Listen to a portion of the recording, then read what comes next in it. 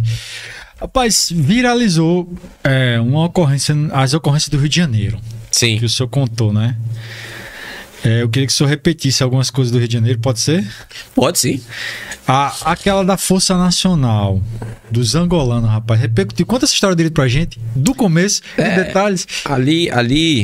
Aquela, o que acontece? A gente não tem conhecimento do terreno, né? Como eu tava falando que, né, o Sargento Wilber conhece a Zona Norte com a palma da mão. A gente estava no Rio de Janeiro, uma cidade, se brincar, 10 vezes maior do que Natal, sem conhecer nada. Nada, né? A gente andava em comboio, a Força Nacional andava com 4 viaturas. Na época, eram 5 homens na viatura, a gente brigou para ficar com 4, né? Para ter uma flexibilidade, uma mobilidade maior. E isso a gente estava na época com a missão de patrulhar a linha amarela, a linha vermelha e a Avenida Brasil. E por carga d'água lá, se você errasse, a gente tinha como referência umas passarelas que eram tudo numerada.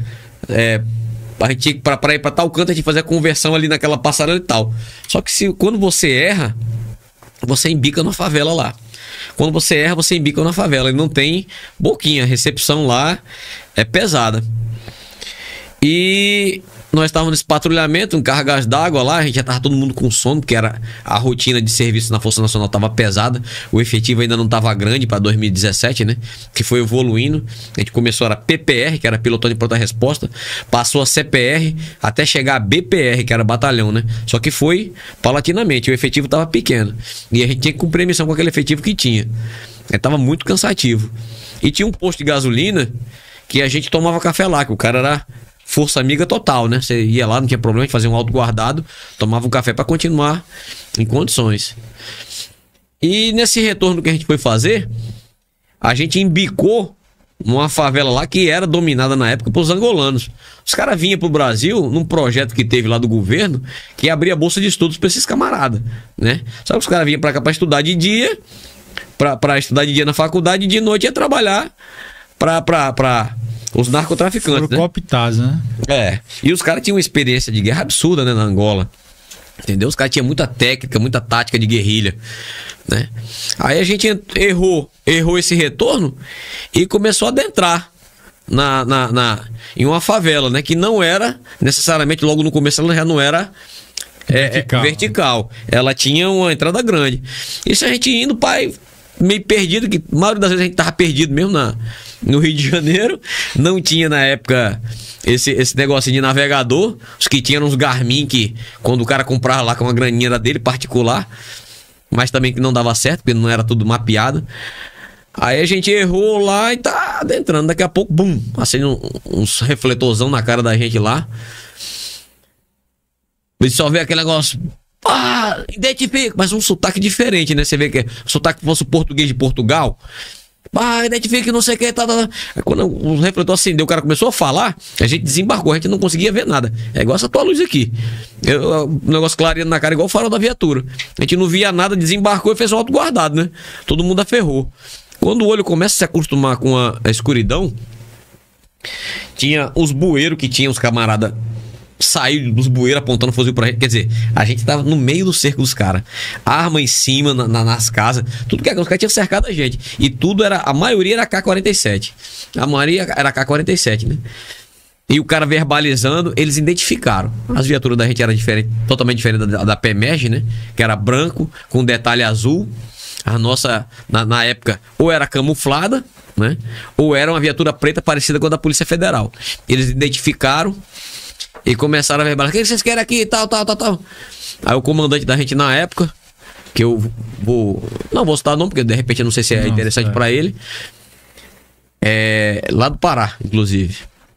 Ele chegou, começou a ver Força Nacional e tal, os caras vieram fazer o quê? Ficou aquela contenda, né? Eles discutindo, tal, o comandante se identificando.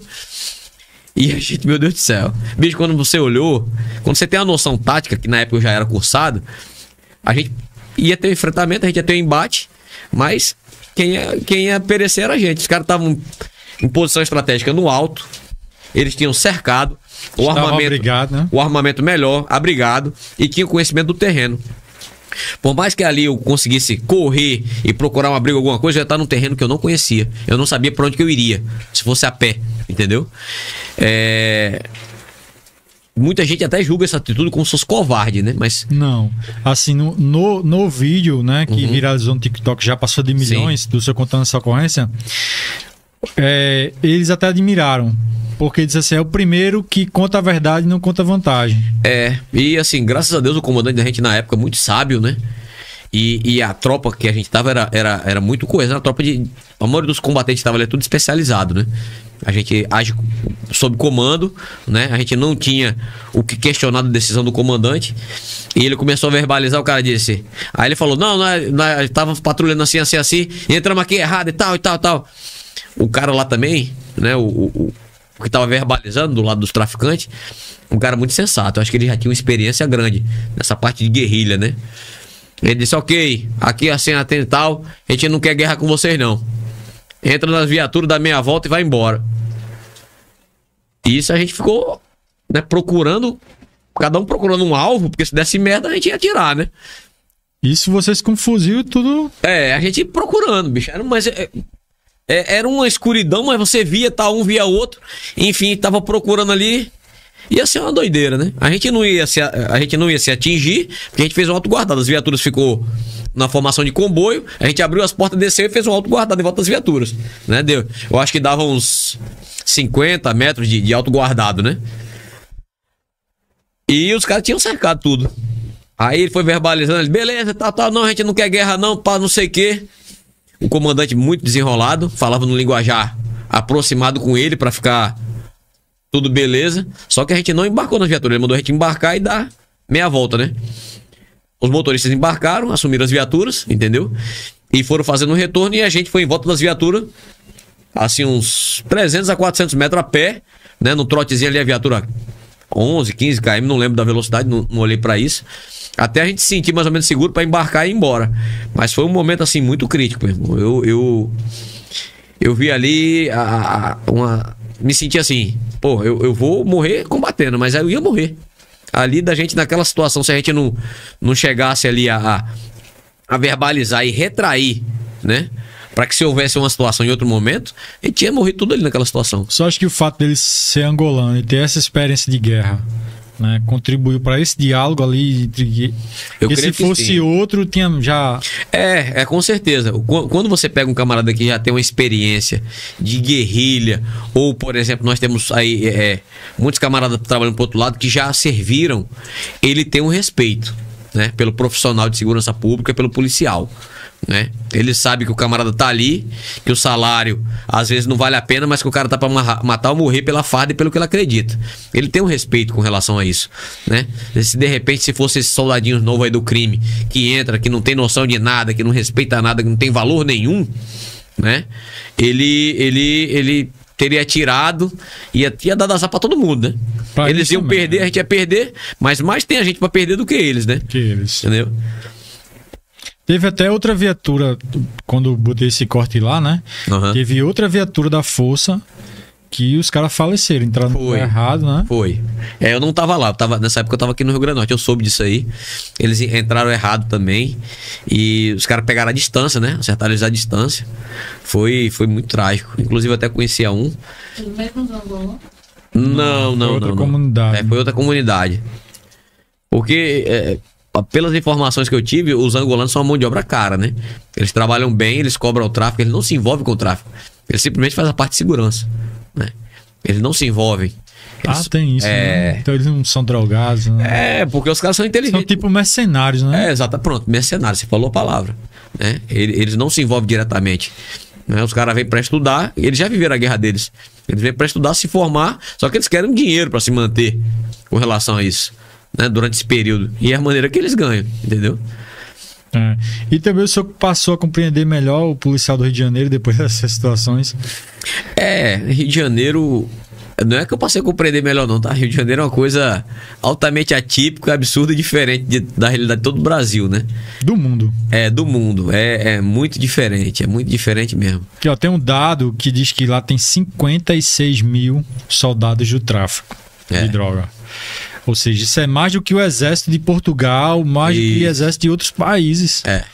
Na Força Nacional a gente tinha essa situação, né? A gente, quando chega na Força Nacional, a primeira coisa que o policial comprava lá era um radinho taca-baute, que era o que pegava a frequência do soldado do morro lá. A gente ficava embaixo, a gente fez o cerco do Alemão, a gente ficava embaixo e eles lá em cima, né? E a gente ficava ouvindo a conversa deles todo o tempo. E eles diziam o quê? Dizendo, chamava a gente de Paraíba, né? Primeiro contato era Paraíba, que a grande parte da Força Nacional era Nordeste. E pra Carioca, saiu do Rio de Janeiro, subindo aqui pra o norte, todo mundo é Paraíba. Todo mundo é Paraíba. Né? E a gente xangava, né? Nos palavras nordestinas, seu filho de rapariga, era uma coisa, bicho. O policial passava o dia todo discutindo com ele no rádio. Ele dizia, volta pra casa. Quer quanto pra voltar pra casa? Não sei o que, essa guerra não é de vocês. Era assim que eles falavam. E era o dia todo nessa contenda, entendeu? E assim foi, mas era muito tenso, né? Era muito tenso. Você chegava aqui, você olhava pra o morro assim, a 400 metros, o cara parava numa Hornet, o cara da garupa com um fuzil, o cara com uma pistola aqui na cintura. Isso vocês visualizando. Visualizando, entendeu? E daqui a pouco aquela voz que você ouvia no rádio, o cara, ele era como tirar serviço. Ele saía, descia o morro, passava por você, porque os horários de pico que a gente abordava era horário de trabalho, né? A gente abordava os cidadãos ali por amostragem, você ouvia a voz e dizia assim, esse camarada é o que tava lá no rádio. Mas você não tem a certeza. A gente não tinha como puxar ficha, não tinha nada, não tinha, entendeu? Nessa época, o recurso de comunicação, pra você chegar e puxar um documento do camarada, ver se ele deve alguma coisa, não tinha, né? E era desse jeito, toda a missão lá, o negócio era desafiador. Você tinha que ter um saco, porque não existe coisa pior pra polícia você ver, sentir o cheiro do crime e não poder fazer nada. Era isso que acontecia, né? No Rio de Janeiro nessa época. No Rio de Janeiro tem muitos vídeos que circulam na internet, né? A viatura passa e tal, os traficantes lá de fuzil, a viatura passa do lado. Isso daí eu já peguei, não de passar, né? Que a gente nunca adentrou. A função da gente nessa época da força era o cerco no Morro do Alemão. Tinha vários pontos onde ficava viaturas, a gente fazia o cerco. Eu nunca passei porque eu falo pra tu, os loucos, pelo menos os loucos do Nordeste e a equipe que a gente tava lá, se a gente passa ao alcance da visão assim e do fuzil, o cara com o fuzil a gente atirava. Nenhum morador assim, né? A gente atirava. Porque lá, a situação deles lá no morro, quando a gente tava aqui na entrada, eles lá em cima, a gente visualizava, a gente podia até abater, mas a gente não tinha como buscar, entendeu? Aí isso aí que esse é o problema, né? Eu ia matar o cara, o fuzil ia ficar lá, ia desaparecer, porque os caras dar um jeito de levar, ia ficar só o corpo e eu ia ter que justificar, né? E aí? Aí isso era o problema, aí a gente... Quando você chega lá, teve os caras do Rio de Janeiro vendo aqui, eles falaram isso, né? Eles trocam tiro, mas não conseguem chegar perto do cara. Quando chega lá, o cara tá sem nada. Exatamente. Sem fuzil, sem... É desse jeito aí, né? E é muito complexo, meu irmão. É muito complexo, E você sente que a população, ela é muito coagida, sabe, com relação a essa situação, ela não tem como ajudar. Aqui, graças a Deus, na nossa terra, você vê que a população ainda tem um ímpeto de chegar e combater, denunciar, fazer alguma coisa. Lá não.